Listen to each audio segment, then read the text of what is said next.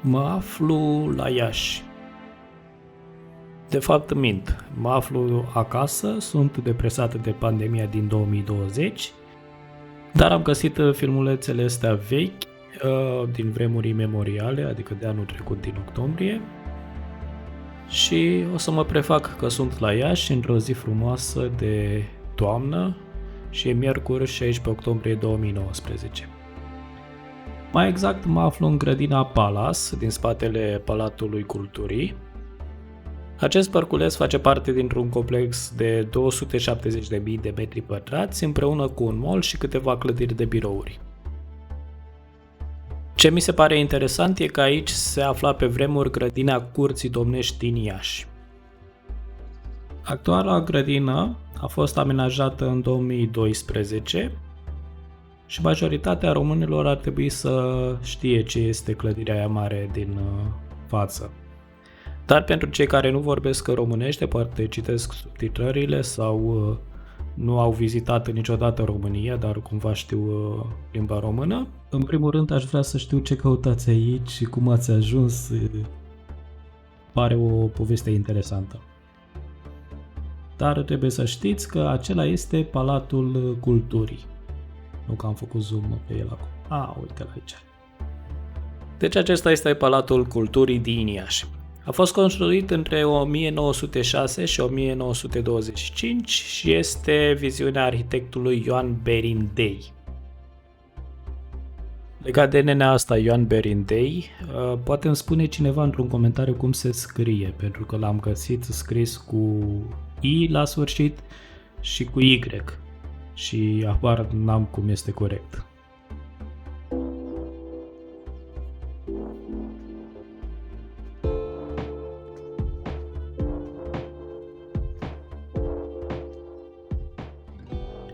Așadar, grădina Palace este construită pe locul fostei grădini a Curții Domnești, iar Palatul Culturii este construit pe locul fostei Curți Domnești, fostului palat al Curții Domnești.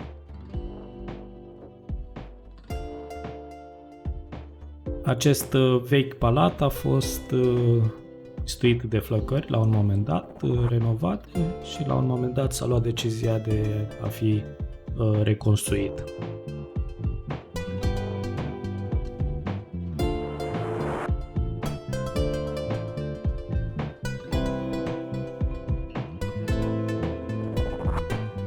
Din ce înțeleg eu, doar fundația și câteva ziduri mai rămân din fosta clădire. În timpul primului război mondial s-au întrerupt lucrările, evident, dar totuși trupele române și ruse au folosit clădirea, chiar dacă nu era terminată, pentru că Bucureștiul la acea vreme era ocupat de puterile centrale, adică de Germania, Austria, Bulgaria.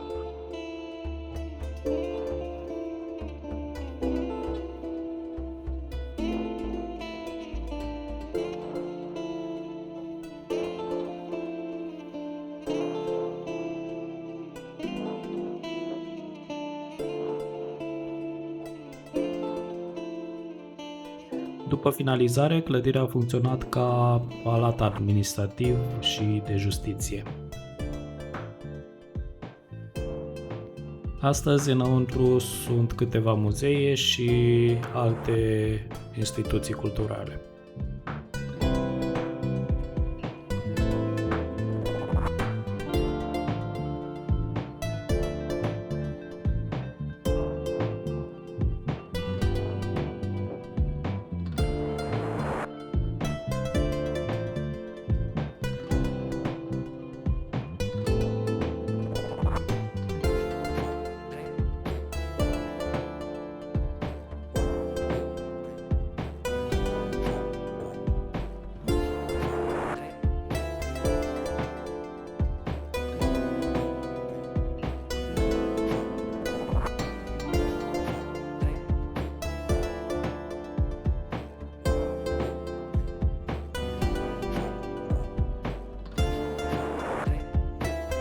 Urmează să ne apropiem de un turn de straje din secolul XIX.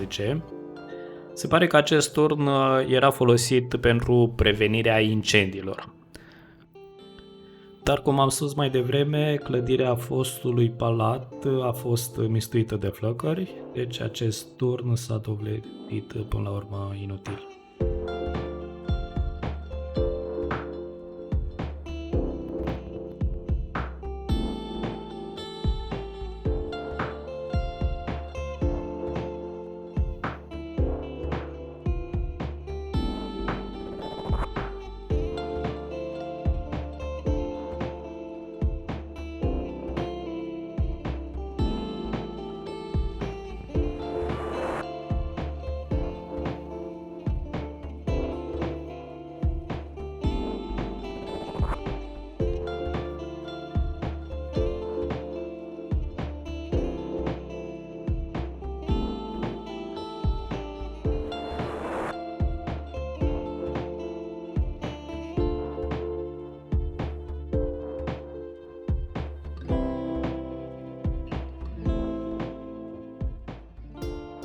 Acum eu habar n-am ce înseamnă asta, dar se pare că acesta este stil neogotic.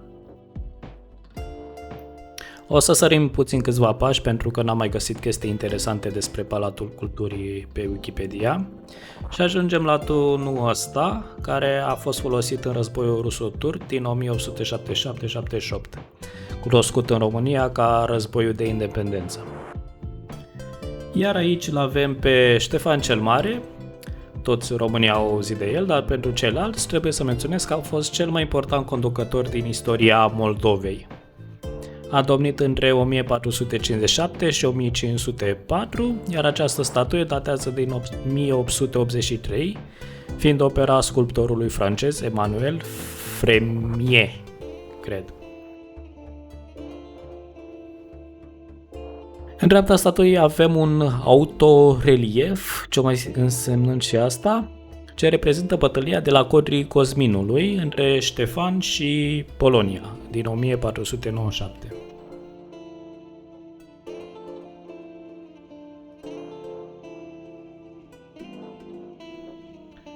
Iar aici în spate aflăm că monumentul a fost construit prin subscripție națională, ceea ce practic înseamnă donație. Iar pe partea stângă avem bătălia de la Vaslui dintre Moldova și Imperiul Otoman.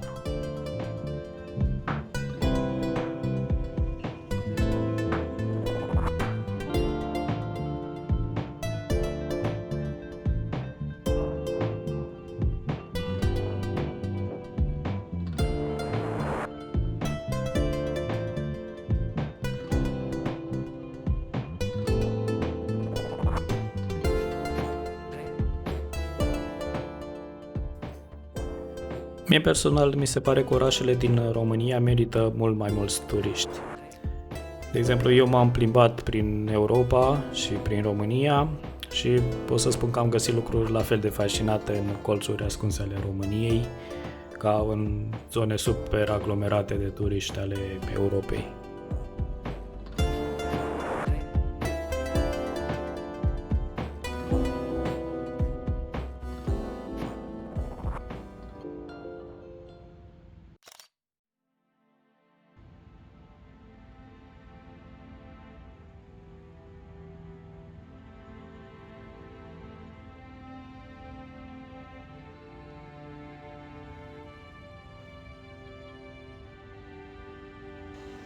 Ce drept, Iașul are parte de altfel de turiști.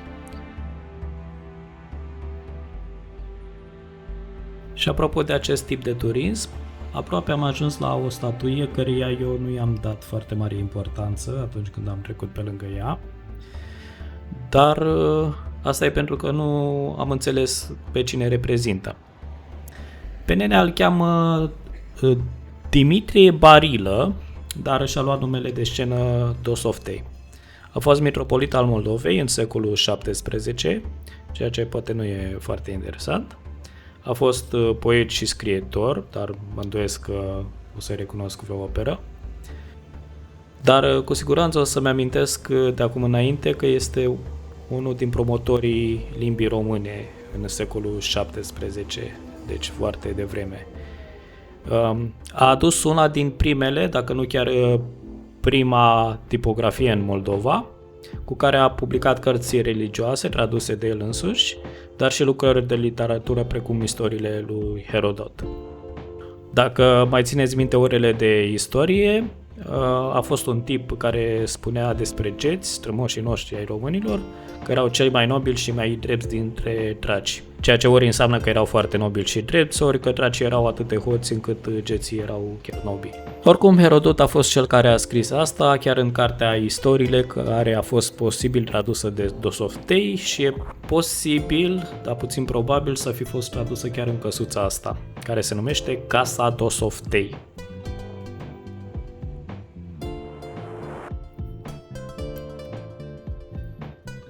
Continuăm pe bulevardul Ștefan cel Mare, iar primul lucru care mi-a atras atenția a fost clădirea asta.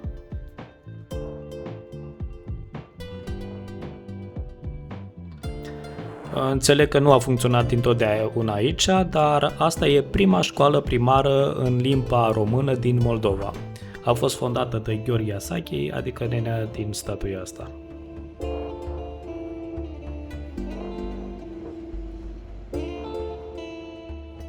Pentru publicul străin care poate doar citește subtitrările sau cunoaște limba română fără să cunoască țara România, să știți că aceste căsuțe nu sunt permanente. E aproape o tradiție ca în preajma sărbătorilor, oricare sărbători, fie ele Crăciun, Paște sau ce s-o mai sărbători în octombrie, să apară căsuțe de genul ăsta în centrele orașelor.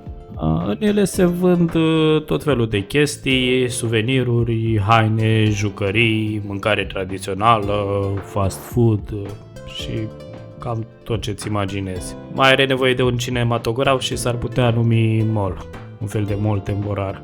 Acum toate sunt închise pentru că este relativ devreme, este puțin înainte de ora 9. Mai târziu voi trece pe lângă câteva căsuțe din astea deschise, dar din păcate nu m-am gândit să le și filmez.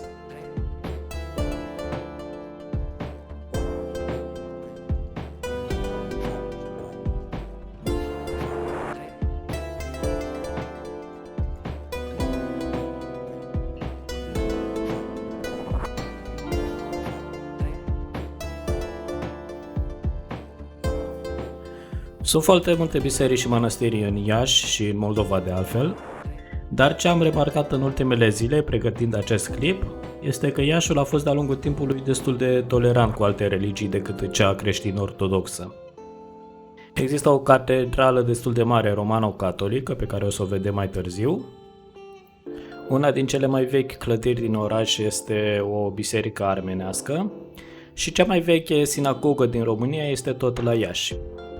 Înainte de al doilea război mondial, o treime din populație erau evrei.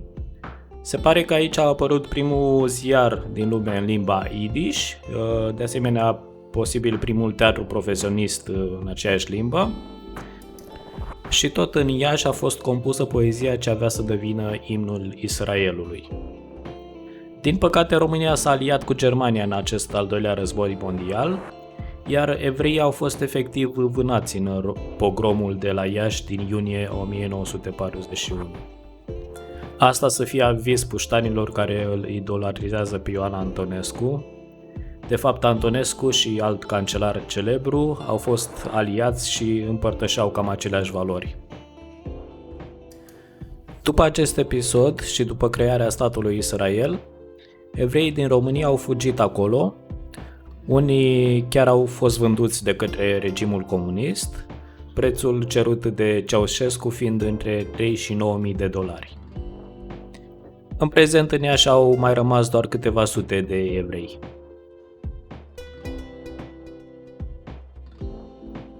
Alt lucru care poate cauza confuzie printre străini este întrebarea dacă Iași este în Moldova sau în România. Răspunsul este amândouă. Este capitala neoficială a regiunii Moldova din România, dar poate vă întrebați ce legătură are cu Moldova, care este o țară total diferită. Ei bine, nu e total diferită. Gândiți-vă puțin la Deadpool. Dacă îi tai o mână lui Deadpool, îi crește la loc. Dar ce se întâmplă cu mâna tăiată? Cumva o să crească un Deadpool din ea? În cazul Moldovei, cam asta s-a întâmplat. Moldova medievală a fost tăiată în mai multe bucăți de Imperiul Roman, Imperiul Rus și cel austriac, adică habsburgic, și s-a dezvoltat în mai multe părți. Era o țară destul de mică și obligată în general să plătească tribut porții otomane. Câteodată mai apărea vreun domnitor așa mai rebel care refuza. Așa că turcii trebuiau să mai vină câteodată să îi mai învețe minte. Dacă își mai băga și Polonia coada, ieșea scandal mare. La un moment dat, turcii s-au săturat și nu i-au mai lăsat pe moldoveni și nici pe munteni, de fapt, să-și aleagă proprii conducători. Apropo, aici este catedrala despre care pomeneam, romano-catolică.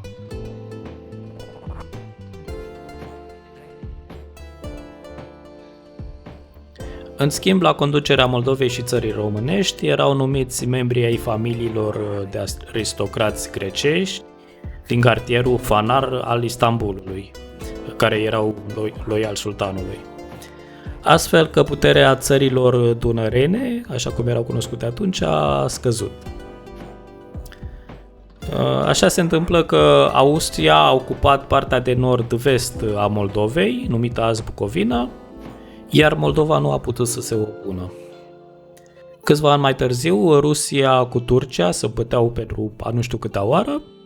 Rușii deja ocupaseră Moldova și țara românească, dar tocmai atunci s-a găsit Napoleon să meargă peste ei.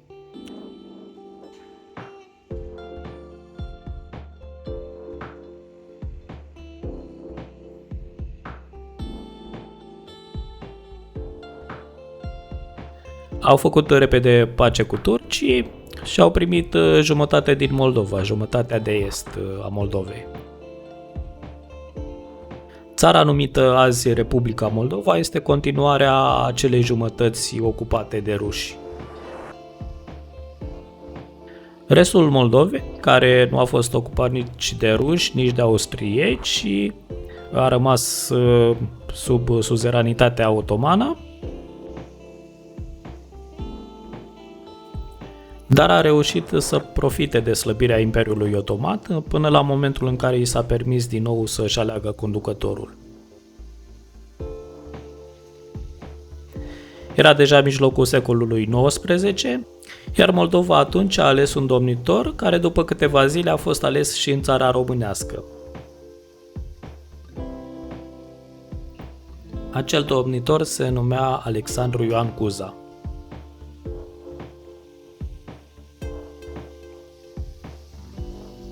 Și astfel s-a făcut unirea celor două țări dunărene, unire din care s-a născut România.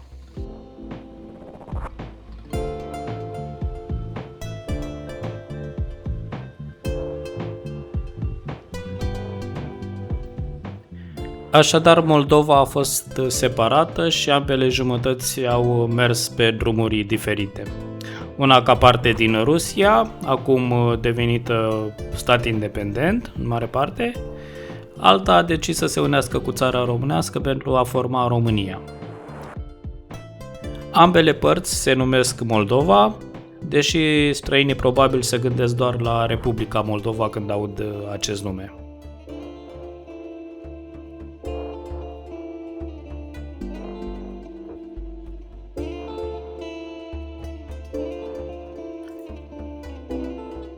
Cam ăsta a fost Iașu, sau Ieși, cum îi spun moldovenii. Pe 16 octombrie 2019 eram în mijlocul a ceea ce eu am numit Turul Moldovelor. Vizitasem deja mausoleul de la Mărșești, Cetatea Neamțului, Cetatea Sucevei. Din păcate nu am foarte mult talent, după cum poate ați observat. Nu sunt youtuber profesionist și având în vedere cum arată pagina românească de trending, deci nu vreau să fiu, nu vreau să am succes de genul ăla. Cu ocazia turului Moldovelor mă gândeam să încep să public pe YouTube, dar mă gândeam să public în limba engleză. Am înregistrat ceva. Acum nu știu dacă era accentul sau faptul că nu pot să pronunț anumite cuvinte, dar nu mi-a plăcut ce a ieșit și nici nu m-am simțit foarte confortabil în timp ce înregistram. Am continuat totuși să filmez, gândindu-mă că voi face voice-over, cum iată că am făcut, dar acum uite că fac în limba română.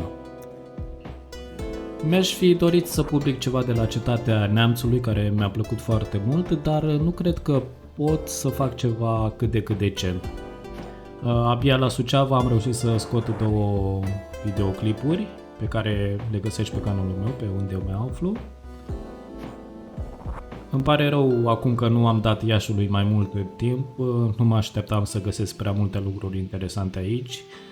De obicei nu sunt entuziasmat de biserici sau religii, sunt mai mult fascinat de istorie, dar în Moldova istoria și religia se cam confundă, parcă mai mult decât în alte părți. După Iași am mers în Moldova de Est, la Chișinău. Încă nu știu ce pot să public de acolo, o să revăd ce am filmat. Dar pe lângă asta mai am filmări din vacanțe mai recente, făcute cu o cameră mult mai bună. Unele pe care le-am publicat deja, deci poți să le cauți. Altele pe care le tot amân pentru că sunt cam leneși. Nu cam foarte. Bine. Din cauza situației de acum se pare că o să am mai mult timp decât credeam să mă ocup de ele, deci probabil o să le public la un moment dat, dacă sunt cât de cât ok. Dacă ți-a plăcut, dă-mi un like, dacă vrei să completezi ce am zis despre istoria Moldovelor sau să mă corectezi, sunt sigur că deja ai făcut-o. Nu în ultimul rând, dacă nu ai ceva mai bun de făcut, poți să te abonezi și să dai în talangă ca să primești notificare atunci când postez ceva nou. Mulțumesc, pa, pa!